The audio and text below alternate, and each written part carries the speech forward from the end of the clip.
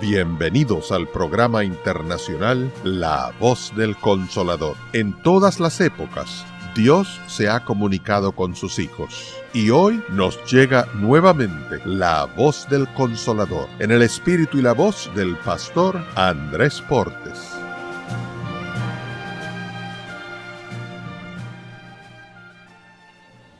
Hay un pensamiento en la palabra de Dios, en el Evangelio según San Juan, en el capítulo 14, el versículo 17. San Juan capítulo 14, versículo 17, dice de la manera siguiente: el Espíritu de verdad, el cual el mundo no puede recibir, porque no le ve ni le conoce, pero vosotros le conocéis, porque mora con vosotros y estará en vosotros. ¿Qué les parece si nos ponemos en pie y oramos?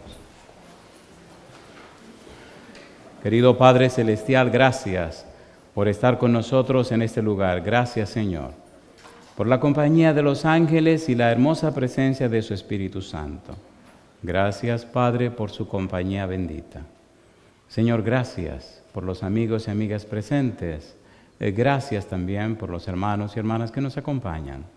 Padre amado, gracias por aquellos y aquellas que nos siguen a través de la radio, la internet o la televisión, que ellos y ellas también sean grandemente bendecidos en esta hora. Amante Padre, le rogamos que en este momento su Espíritu Santo nos traiga palabra de vida para la vida eterna. Que no recibamos palabra de hombre, pero la palabra de Jehová que vive y permanece para siempre. Señor, háblenos, habilítenos, capacítenos para entender y comprender su verdad. Es nuestro anhelo y oración. Señor, lo pedimos en el nombre de Jesús. Amén, Señor. Amén. Muy bien, durante esta semana estamos hablando de la serie Hombro con hombro y corazón con corazón. Cuando pensamos en esa frase, pensamos en alguien que viene para apoyar, colocar su hombro para hacer un punto de apoyo, pero también colocar su corazón para tener una forma íntima, una forma profunda de relación con la persona que se va a ayudar. Y nadie mejor que Dios para hablar de hombro con hombro, corazón con corazón. Nadie mejor que Jesús, nadie mejor que el Espíritu Santo. Por eso, cuando queremos entender el valor de hombro con hombro y corazón con corazón, debemos mirar a Dios. Cuando Adán y Eva pecaron, Dios vino. Cuando el hombre cayó en desgracia, Jesús vino.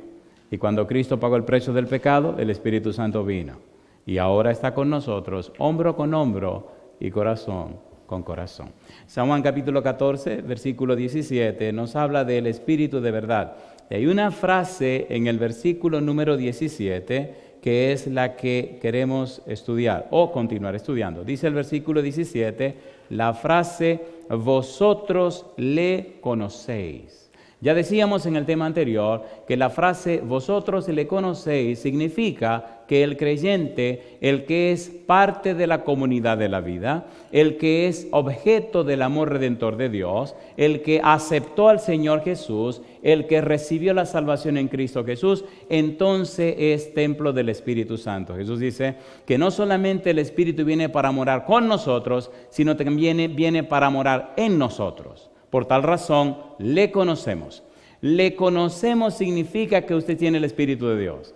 Le conocemos significa que usted cumple con la misión del Espíritu. Y la misión del Espíritu es precisamente el cumplimiento de la misión. Viene el tiempo misional. Y cuando Cristo dice, y ustedes le conocen, en la mente de Cristo está claro que si usted es un cristiano está envuelto en la obra misionera. Le conocéis. Pero cuando estudiamos el Evangelio según San Juan y pensamos en lo que Juan nos quiere decir con la frase, ustedes le conocen, entonces debemos comenzar desde el capítulo número 1. Haremos lo siguiente, el tiempo nos ayuda.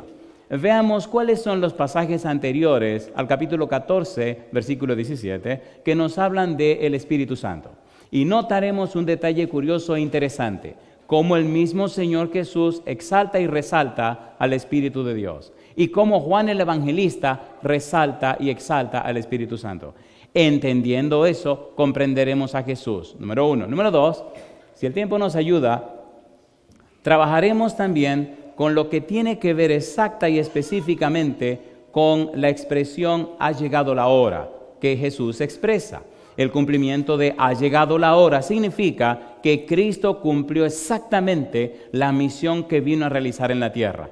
Pero en el momento que Cristo cumple la misión, entonces Dios lo glorifica. Y en ese preciso momento, Cristo glorifica a Dios. Y en ese preciso instante, el Evangelio, la salvación, la redención, gana la victoria sobre el pecado, sobre la maldad, sobre Satanás y sobre la muerte. Y en ese preciso instante, cuando ya se tiene la victoria del Evangelio, comienza el tiempo misional, la obra del Espíritu Santo.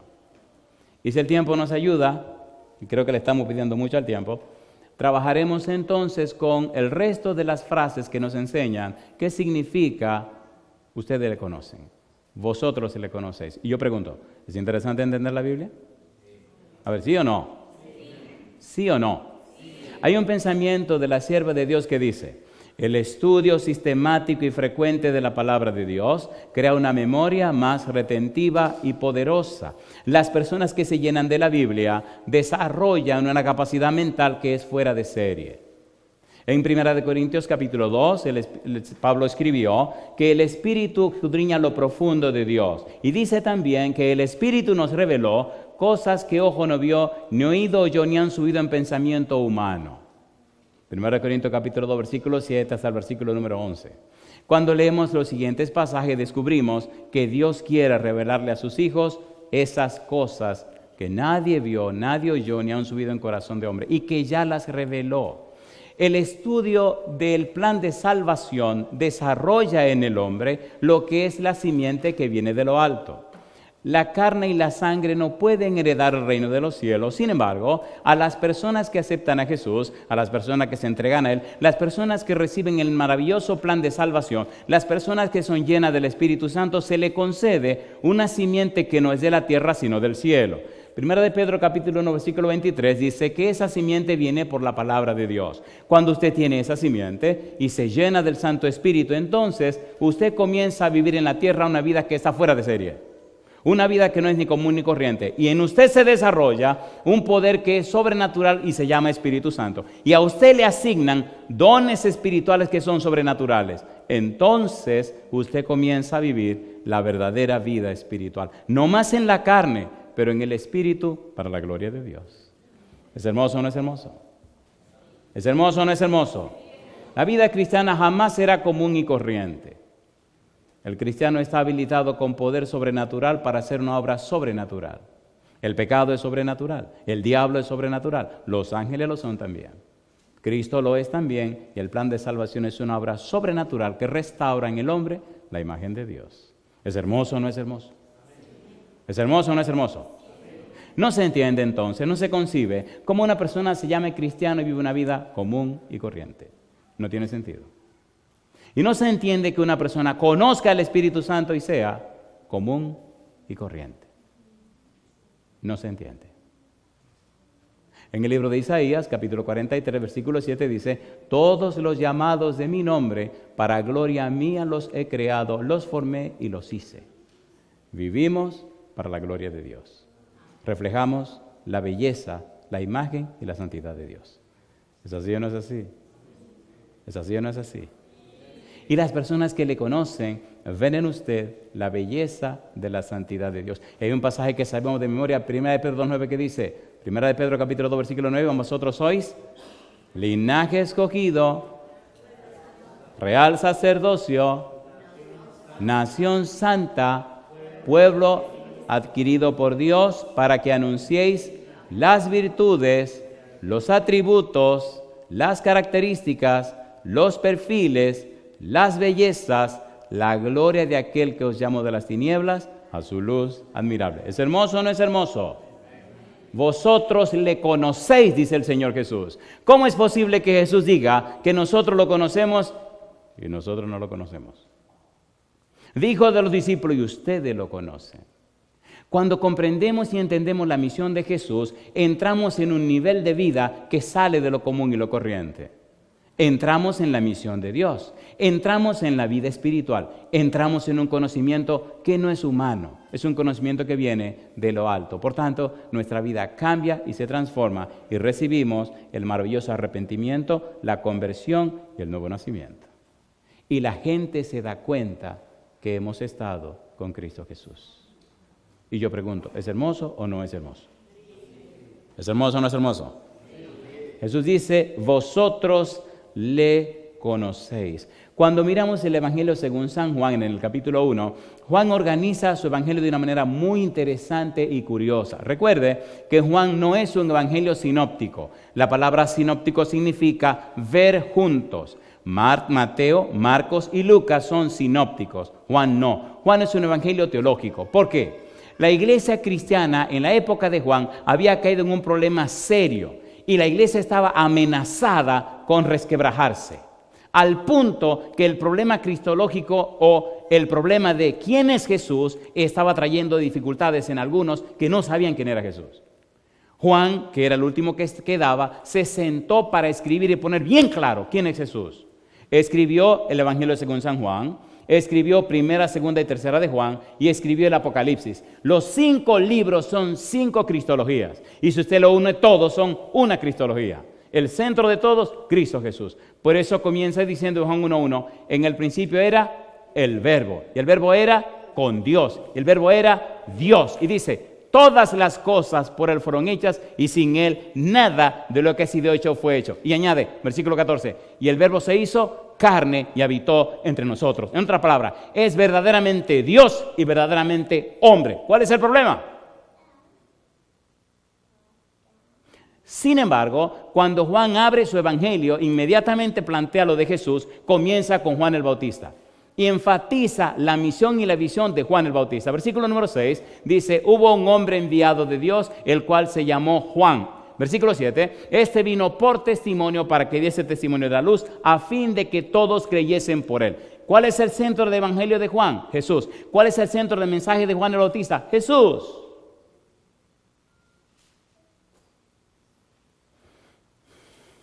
Y entonces presenta 3 enfoques de la predicación de Juan el Bautista, dando testimonio de quién es Jesús.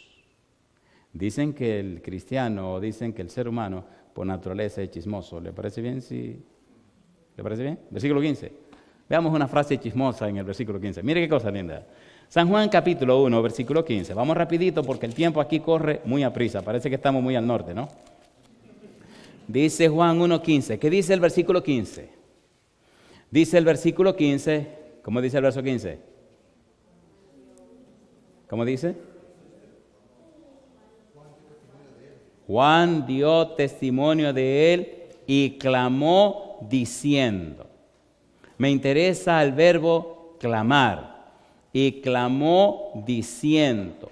Este es de quien yo decía, el que viene después de mí es antes de mí, porque es primero que ¿quién? Primero que yo. Nada más nos interesa el verbo clamar, clamó. ¿Qué dice y qué está diciendo Juan el Evangelista cuando explica o escribe que Juan el Bautista clamó? ¿Qué significa que clamó? ¿Por qué no dice proclamó, predicó? ¿Por qué usa el verbo clamar? ¿Por qué clamó? Cuando Juan el Bautista comienza a predicar acerca de Jesús, cuando empieza a dar testimonio de Jesús, Juan el Bautista sabe que no van a querer recibir su testimonio. Número 1, se levantan contra el testimonio de Juan, se levantan contra la persona de Juan y se levantan contra el mensaje de Juan. San Juan capítulo 1, versículo 10. ¿Cómo dice el versículo 10? Juan capítulo 1, versículo 10. ¿Qué dice el verso 10? ¿Cómo dice Juan 1:10? En el mundo estaba y el mundo por él fue hecho, mas el mundo no le conoció. ¿Y qué dice el versículo 11? A los suyos vino y los suyos no le recibieron. Si el mundo no lo conoce y su pueblo no lo recibe, ¿quién le va a hacer caso a Juan el Bautista? ¿Se entiende ahora clamar? ¿Se entiende o no se entiende? ¿Se entiende o no se entiende? ¿De quién estaba lleno Juan el Bautista desde el vientre de su madre? Del Espíritu Santo. ¿Quién anunció la venida de Juan el Bautista? El ángel Gabriel. ¿Quién era el ángel Gabriel? San Lucas capítulo 1, versículo 19 le dijo a Zacarías, yo soy Gabriel que estoy delante de Dios. En otras palabras, la vida de Juan, el mensaje de Juan, lo que tiene que ver con Juan no es cosa de hombre, es cosa de Dios. Y si lo suyo es cosa de Dios, usted no tiene nada que temer, porque Dios es Dios. ¿Se entiende o no se entiende? No tenga temor de que si Dios tendrá éxito o no tendrá éxito. Dios siempre tiene éxito. No tenga temor de fracaso con Dios. Dios nunca fracasa. Dios nunca fracasa. Uf, está flojo eso. Dios nunca fracasa. Ahora sí. Ahora sí. Dios nunca fracasa. Y cuando usted cree que hay un fracaso de Dios, lo único que Dios está preparando es una victoria tan escandalosa que se escucha en el mundo entero. Así me gusta. Amén. Juan el Bautista vino a dar testimonio de la luz. Y vino y clamó. Clamar significa que le hace frente a la oposición. Clamar significa que sabe que no quieren recibir su testimonio. Clamó significa que sabe que lo van a rechazar. Pero Juan cumplió con el propósito por el cual vino. Y entonces Juan el Evangelista comienza a mostrarnos en el testimonio de Juan la palabra, la frase, la idea, la persona del Espíritu Santo. ¿Estamos listos? Versículo 32. San Juan capítulo 1. Vamos rapidito al versículo número 32, 33. ¿Cómo dice el versículo 32? San Juan capítulo 1, versículo 32 y versículo 33. ¿Qué dice el versículo 32? También dio Juan testimonio. ¿Qué sigue diciendo? Vi el Espíritu Santo que descendía del cielo como paloma y ¿qué hizo? Permaneció sobre él. ¿Quién era esa persona que venía como paloma? El Espíritu. ¿Permaneció sobre quién? Y dice Juan, y yo no le conocía, pero el que me envió a bautizar con agua, aquel me dijo, sobre quien vea descender el Espíritu y que permanece sobre él, ese es el que bautiza con el Espíritu Santo. Yo digo, alabado sea el nombre de Dios. ¿Nos está diciendo Juan el Evangelista que Juan el Bautista pudo ver el Espíritu Santo en forma de paloma? A ver, ¿sí o no? Sí. ¿Nos está dando testimonio Juan el Evangelista de que la presencia del Espíritu es real en la vida de Jesús? ¿Sí o no? Sí. Entonces los seres humanos conocieron el Espíritu Santo. ¿Estaba la gente allí en el río mirando el bautismo del Señor Jesús? Número 1. Número 2. San Juan capítulo número 3. San Juan capítulo 3, versículos 5 al 8. Ahora le toca dar testimonio a Jesús. Juan está testificando del Espíritu Santo. Ahora Jesús testifica del Espíritu Santo. ¿Recuerdan a Nicodemo? A ver, ¿se acuerdan de Nicodemo? ¿Vino de noche Nicodemo a visitar a Jesús? Ustedes dirán, pastor, ¿cuál es el punto? El punto es evidencia bíblica donde se testifica de la presencia del Espíritu Santo, antes del capítulo 14. Recuerde que el capítulo 14, 15 y 16 nos habla Jesús acerca del Espíritu Santo, pero el discurso comienza en el capítulo número 13, y todo se da en el aposento alto, como veremos en algún momento. Es interesante tener esto bien claro, porque el cerebro suyo necesita colocar las piezas en su lugar. Si usted tiene un rompecabezas y coloca una pieza donde no va, el rompecabezas no funciona. Pero si usted coloca todas las piezas como van, al final de la jornada ese es un cuadro precioso y maravilloso. ¿Sí o no? Estamos colocando las piezas. Si Cristo nos hablará del Espíritu Santo en el capítulo 14, 15 y 16, en una manera específica acerca del Consolador, debemos entender entonces, antes de esos capítulos, qué dice Juan con relación al Espíritu Santo. Y ahora nos dice que Juan el Bautista testificó acerca del Espíritu Santo. No nos dijo que leyó, no nos dijo que le contaron, no nos dijo que entendió. No. Yo lo vi. Yo bauticé a Jesús y vi cómo el Espíritu se posó sobre él. Y oí la voz que habló del cielo. ¿Una teofanía? Una teofanía. Pregunto, ¿se manifestó Dios o no se manifestó Dios? Sí. ¿Juan fue testigo o no fue testigo? Sí. Entonces puede dar testimonio. La palabra testimonio en el Evangelio según San Juan significa presentar las evidencias, presentar las pruebas acerca de Jesús. Y él nos está diciendo, aquí tienen las pruebas. Aquí tienen las evidencias. Yo no le conocía, dice Juan, pero el que me envió a bautizar con agua, aquel me dijo. ¿Quién le envió a bautizar con agua? Dios. ¿Quién le habló? Dios. ¿Quién le dio testimonio de Jesús? Dios. Aquel me dijo, sobre quien vea descender el Espíritu Santo y permanece sobre él, ese es el que bautiza con el Espíritu Santo. Y yo le di. En otras palabras, ¿quién me lo puede contradecir? Cuando usted tiene experiencia con Dios, cuando usted conoce a Dios, cuando usted camina con Dios, nadie le puede contradecir lo que usted ha vivido con Dios. Un argumento se discute con otro argumento, pero un testimonio, una experiencia, ¿cómo la discute? ¿Cómo me discute usted a mí que yo estoy vivo aquí predicándole? Discútamelo.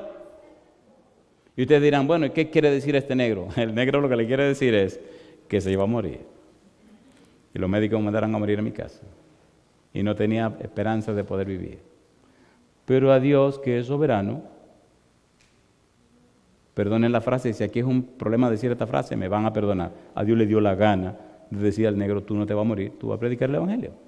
Y del lecho de la muerte me llamó y me levantó y me dijo, vamos a predicar. Y aquí sigo predicando. Y seguiré predicando. Y el día que él diga, mi negro ya se acabó, te tiene que morir, pues me muero y se acabó el problema. Pero total, sea que vivo que muera, de Dios somos. ¿Se entiende o no se entiende? ¿Se entiende o no se entiende?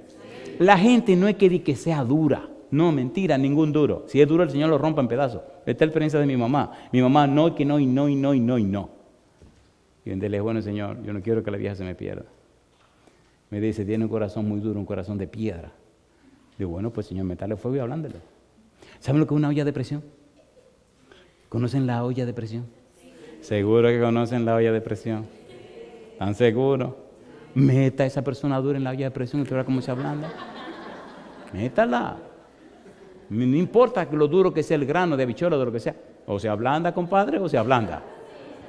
Entonces, métale olla de presión. El Espíritu Santo es capaz de cambiar a quien sea.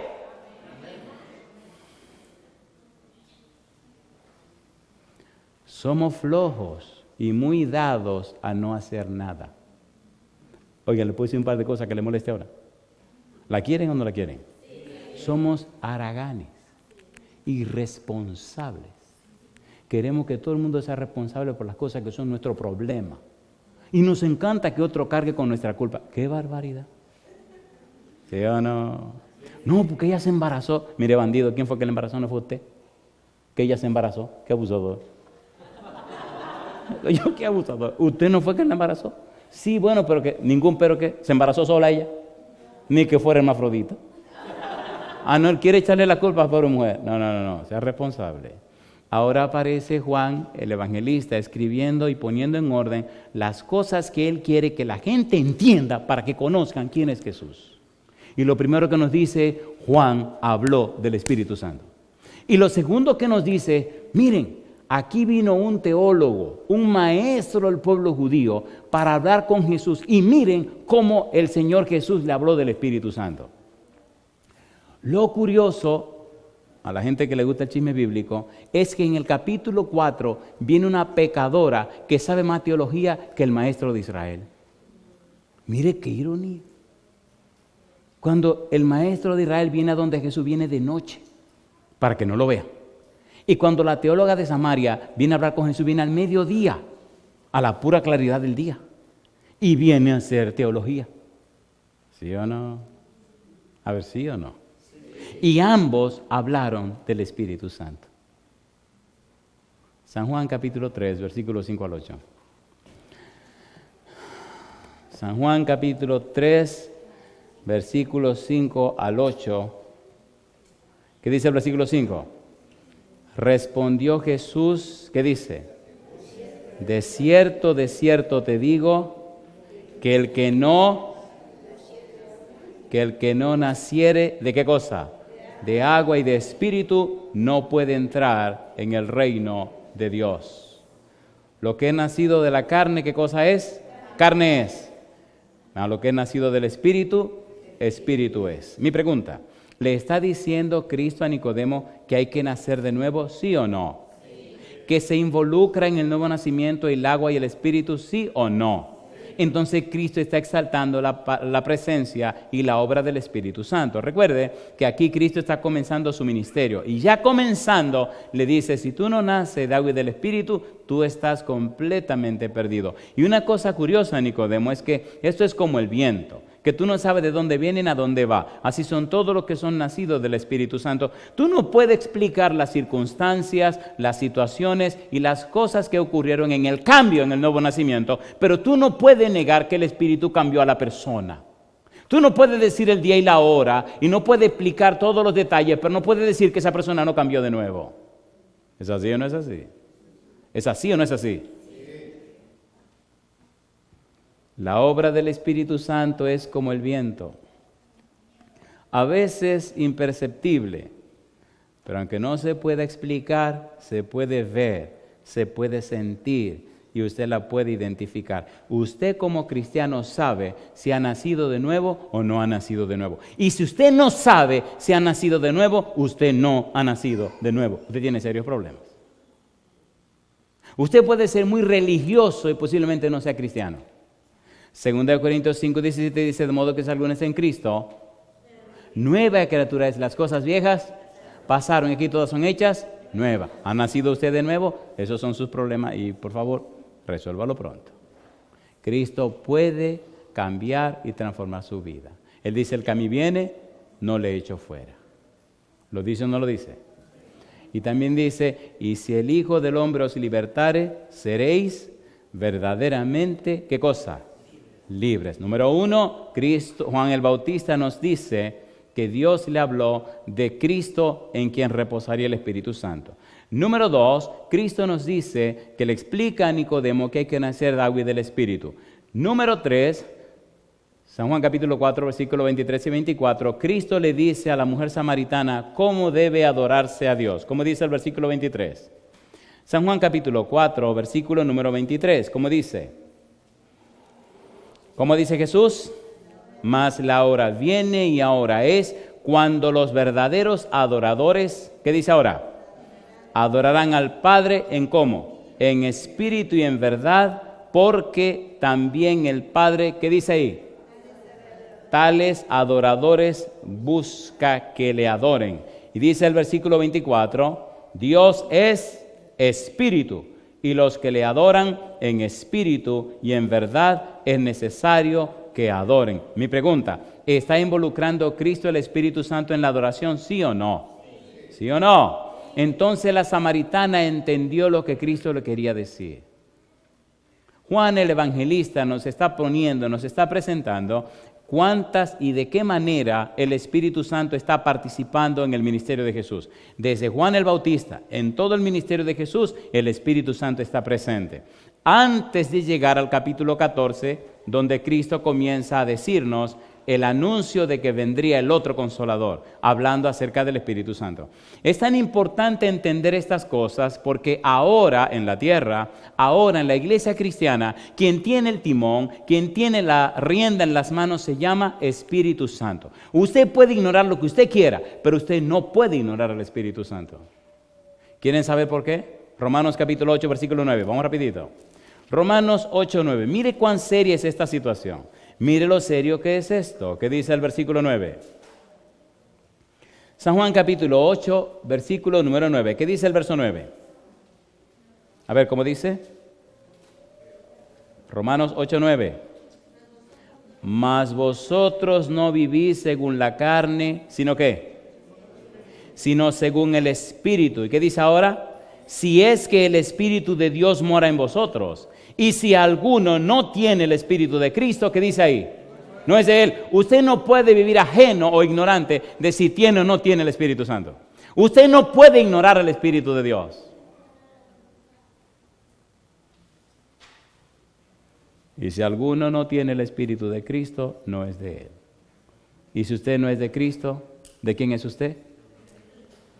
Yo lo dijo usted, yo no he dicho eso. Si usted no es de Cristo, será de alguien más, pero necesitamos ser de Cristo.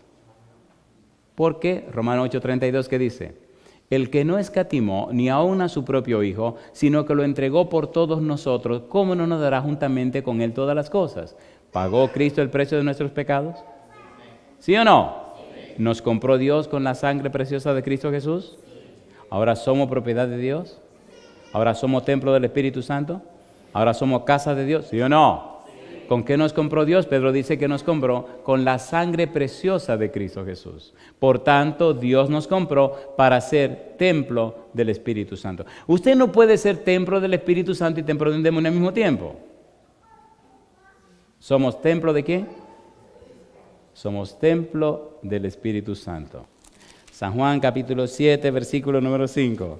¿Qué dice el versículo 5? San Juan capítulo 7, versículo 5 dice, porque ni aun ¿quiénes? Sus hermanos creían en él. ¿Qué estaba pasando en la familia de Jesús? San Marcos capítulo 6, versículo 1 al 6. Mire qué experiencia tuvo Jesús en su propia casa. San Marcos capítulo 6, versículo 1 al 6. Había entrado un espíritu de incredulidad tan grande en aquella zona que miren lo que dice Juan, lo que dice San Marcos 6, 1 al 6. ¿Qué dice el versículo 6? Salió Jesús de allí y ¿que a dónde vino? Y vino a su tierra. ¿Y entonces qué dice la Biblia? Y le seguían sus discípulos. Y llegado el día de reposo, comenzó a enseñar en la sinagoga. Y muchos, ¿qué hicieron? Y muchos oyéndole, ¿qué hicieron ellos? ¿No es este el hijo del carpintero? ¿No es este el hijo de María? ¿No están aquí con nosotros sus hermanos? Santiago, Juan, Lucas, Judas. ¿No están aquí sus hermanas? ¿De dónde tiene estos conocimientos? Y la Biblia dice que no le creyeron. Y Jesús dijo, ninguno es profeta en su propia tierra. Mi pregunta, ¿rechazaron a Jesús en su propia tierra? San Juan capítulo 7, versículo 37 al 39, el Señor Jesús nos enseña y nos dice, exacta y precisamente a qué se compara esta incredulidad y a quién en realidad estaban rechazando. Dice San Juan capítulo 7, versículo 33, en el último y gran día de la fiesta, Jesús, ¿qué hizo Jesús? Se puso en pie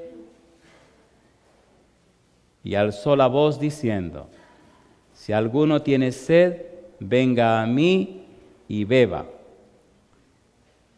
¿Y qué sigue diciendo?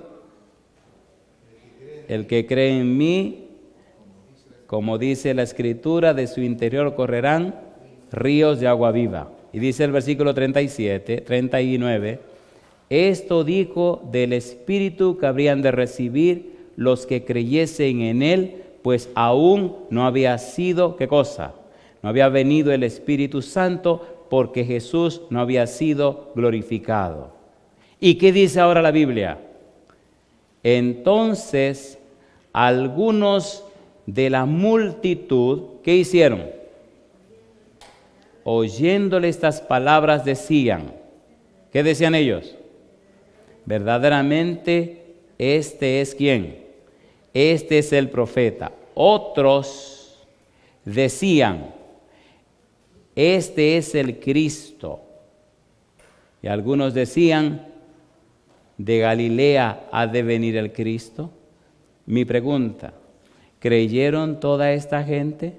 La Biblia nos dice que en su pueblo, entre su gente, ni aun los hermanos querían creer en él. Sin embargo, el Señor Jesús deja bien claro que la presencia del Espíritu Santo estaba y estará en aquellos que reciben su verdad y de su interior brotarán ríos de agua viva. La experiencia la tenemos real en la persona y la vida de la samaritana. San Juan nos presenta en su Evangelio, antes del capítulo 14, pruebas y evidencias del Señor Jesús con relación al Espíritu Santo.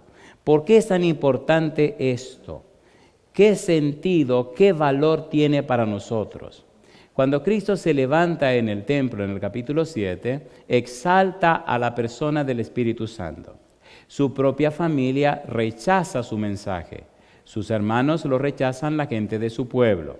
Algunos lo aceptaron, pero el Espíritu Santo sigue haciendo su trabajo y sigue tocando vidas y corazones. Finalmente, la obra del Espíritu toca y llega a cada corazón. Primero al corazón de los discípulos, luego al corazón de la población. Juan el Evangelista entonces presenta en una manera clara, antes de lo que Cristo dice a los apóstoles en su despedida final, el Señor Jesús tuvo que ver con, número 1, Juan el Bautista, el anuncio de Jesús como la luz del mundo y el anuncio de lo que Dios le dijo acerca del Espíritu Santo. 2, el Señor Jesús tiene que ver con Nicodemo acerca del Espíritu Santo. 3, el Señor Jesús se relaciona con la mujer samaritana y le habla de adorar a Dios en espíritu y en verdad. Acto seguido, el Señor Jesús presenta en Capernaum cuando lo rechazan y cómo Cristo presenta el mensaje del Espíritu Santo. Y número 5, Jesús nos presenta en forma clara lo que ocurrió en el templo cuando se presentó para hablar acerca del Espíritu de Dios y cómo expresó que los que creyeran en Él, los que le recibieran a Él, recibirían el agua de la vida y ellos serían un manantial de agua de vida que salta para vida eterna. Y Juan el Evangelista explica, esto se refiere al Espíritu que habrían de recibir. En otras palabras, antes de hablar del Espíritu Santo en el capítulo 14, los discípulos habían tenido experiencia en la manifestación del Espíritu, conocimiento de la persona del Espíritu y habían entendido y comprendido la obra y la labor del Espíritu Santo.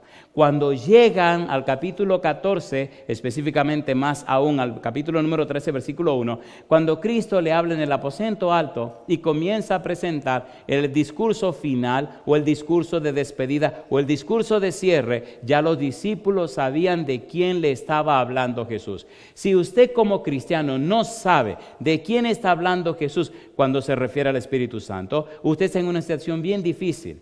Cuando usted toma la Biblia en la mano y empieza desde el Génesis y hasta el Apocalipsis, usted nota que la Biblia comienza con el Espíritu y la Biblia cierra con el Espíritu. En Génesis capítulo 1, versículo 2 dice, y el Espíritu de Dios se movía sobre la faz de las aguas. ¿Sí o no? Y al final de la Biblia dice, y la iglesia dice, ven. Y el Espíritu dice, ven, Señor Jesús. Toda la Biblia está envuelta en la persona y la belleza del Espíritu Santo. Cuando Cristo dice, y ustedes lo conocen, está dando por sentado que si son cristianos, entonces conocen el Espíritu. Y si conocen el Espíritu, están envueltos en la obra del Espíritu. Y si están envueltos en la obra del Espíritu, entonces son espirituales. Y si son espirituales, entonces tienen un poder sobrenatural. No son comunes ni corrientes. En la vida de las personas llenas del Espíritu se nota que alguien superpoderoso está detrás de bastidores. La vida común y corriente no se entiende a la luz del Evangelio. ¿Fue la vida de Pedro común y corriente después que se llenó del Espíritu Santo? ¿Fue común y corriente? Eneas, el Señor te sana. Mira Pedro que Tabita Dorcas se murió.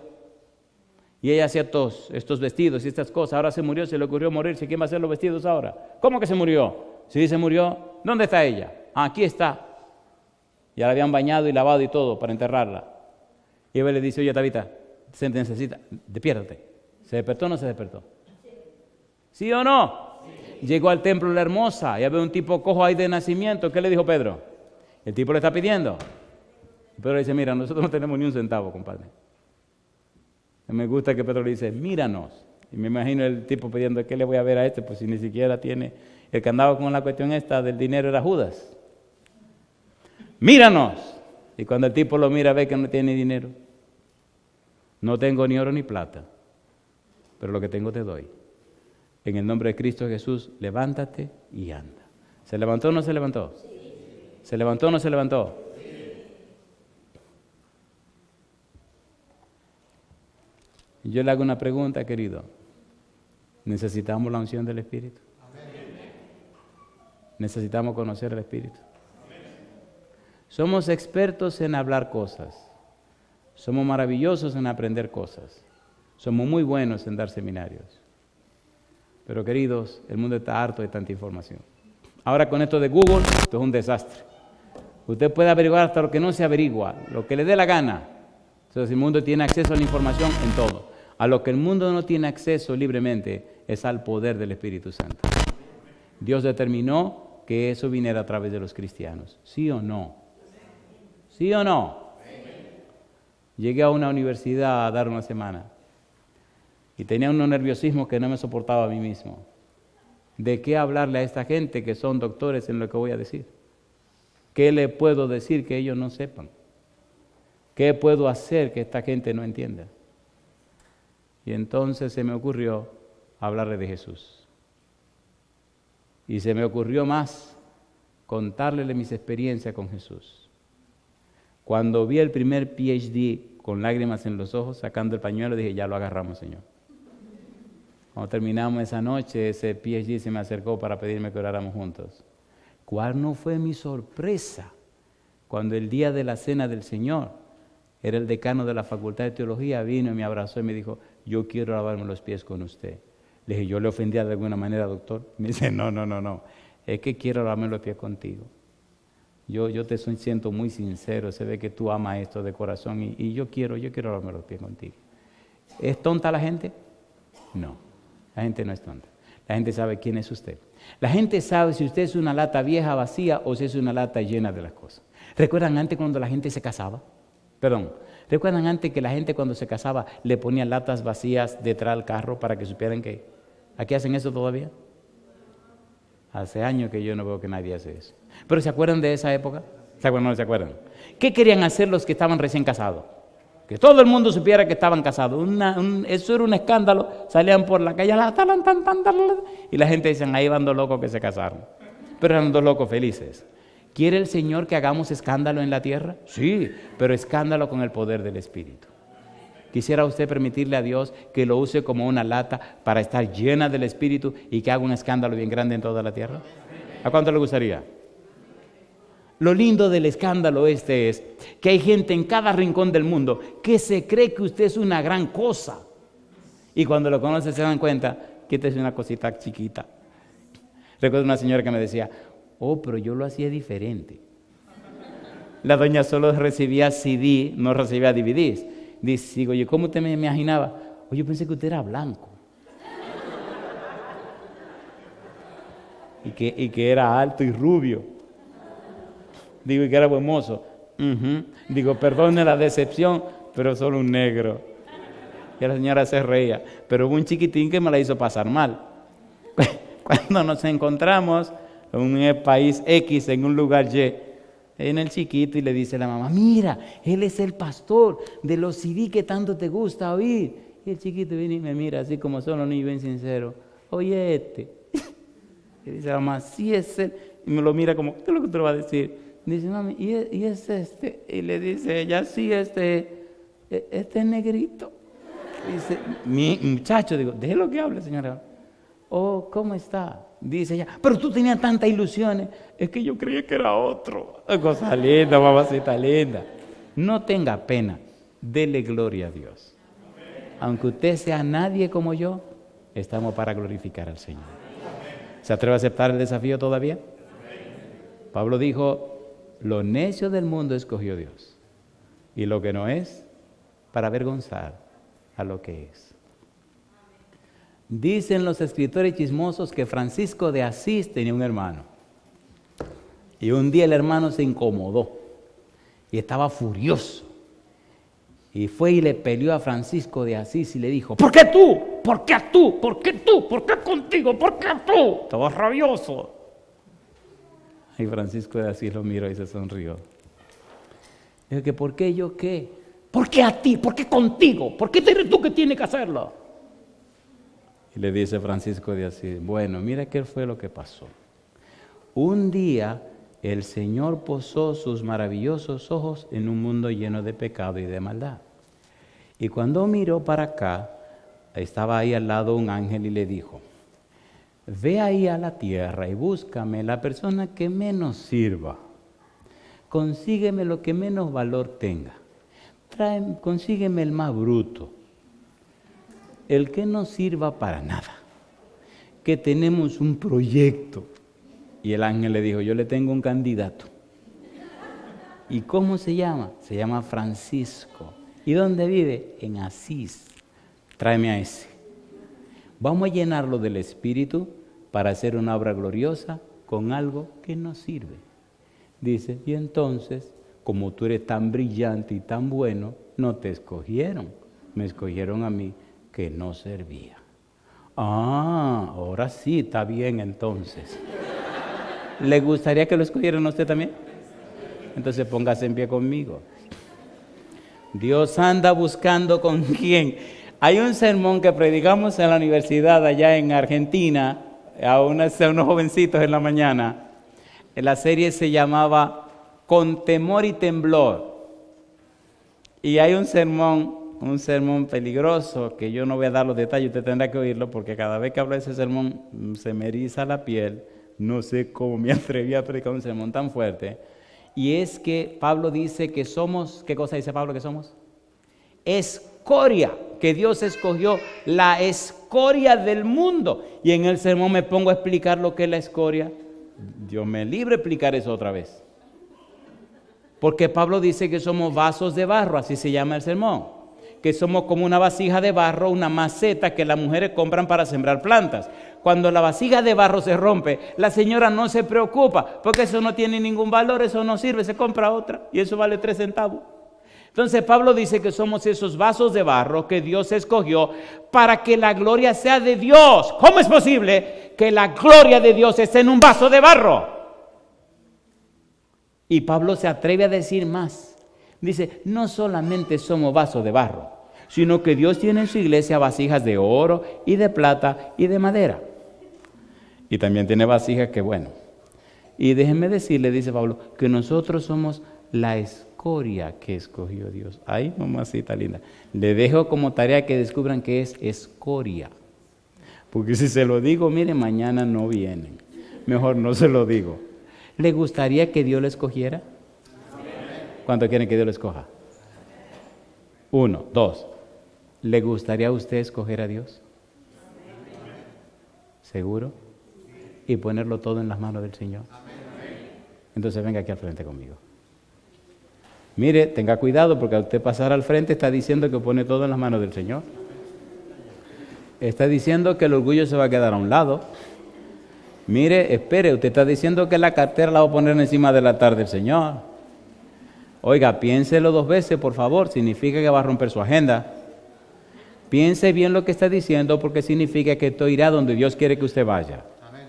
Ponga cuidado, porque usted pasar al frente significa que usted decide pasar la eternidad en el reino de los cielos.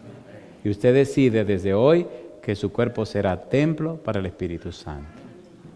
Usted está escogiendo la compañía de los ángeles para hacer y terminar la obra de Dios. Usted está diciendo hoy, al pasar al frente, desde hoy para siempre, mi vida será para la gloria del Señor. Amén. Querido Padre Celestial, gracias por su palabra. Señor, gracias por su compañía bendita y gracias por la presencia de los ángeles en nuestro medio. Padre, gracias, muchísimas gracias por la obra del Espíritu Santo en cada uno de nosotros. Señor, perdone nuestras faltas y pecados, pero gracias por todo lo que usted ha hecho en nuestro favor. Gracias por darnos a Jesús, gracias por su muerte en la cruz, gracias por aquella mañana gloriosa cuando usted le levantó de la tumba. Gracias porque Cristo se levantó para la gloria de su nombre. Y ahora, Señor, gracias por la obra que hizo en los apóstoles y la obra que ha hecho en todos sus discípulos a través de los tiempos. Hoy, Señor, nos toca a nosotros. Venga a nuestra vida y cámbienos, transfórmenos. Señor, denos esa simiente espiritual, esa simiente que viene de lo alto, y haga de nuestra vida una vida nueva, cambiada y transformada. Que en nosotros repose su Espíritu de tal suerte que nos haga a la semejanza de Cristo Jesús. Que nuestro testimonio sea tan alto que inspire a otro a entregarse a usted. Y que el Santo Espíritu repose en nosotros de tal forma y su poder sea tan real en nuestra vida Que toda persona que nos conozca o se relacione con nosotros sea tocado o tocada con el poder de su Espíritu y cambiado y cambiada para la salvación y la vida eterna. Bendiga a cada persona presente y bendiga a todos los que siguen este programa a través de la radio, la televisión o la internet. Que ellos y ellas también conozcan el Espíritu Santo. Padre, gracias. Bendecimos su nombre. En el nombre de Jesús. Amén, Señor.